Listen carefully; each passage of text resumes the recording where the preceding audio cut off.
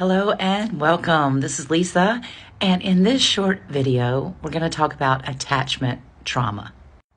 Now, attachment trauma does not have to come from your parents or your childhood. It can actually come and be caused from an adult relationship.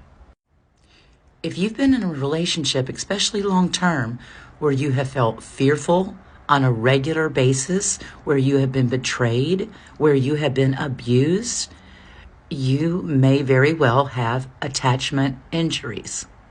And this is what causes many people to develop trust issues. And once you develop the trust issues, then it's going to be really hard to trust others in the future or to trust your own ability to discern whether someone is a good person or a bad person, since you just came out of something with somebody who you thought was okay and they were not. So you trust your judgment. You can also develop something that is known as hyper independence. And this is where the survivor feels like, I don't need anybody for anything. I'm going to do everything on my own.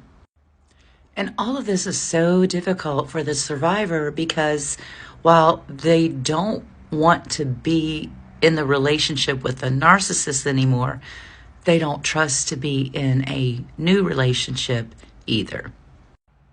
But just know, every bit of this is part of the trauma bond, the cognitive dissonance, the gaslighting, those constant criticisms, the belittling, the put downs, the rages, the trying to make you feel that you are not as good as, or less than, or not enough. No matter how strong a person you are, you stay around someone who is constantly doing this to you, and there will be an effect that won't be pleasant, because it's called the trauma bond, not pleasant. The trauma bond is hard to heal from because it's so strong. It has been called the Stockholm Syndrome of the mind. And survivors, this does not mean that you are mentally ill. It means you've been through trauma.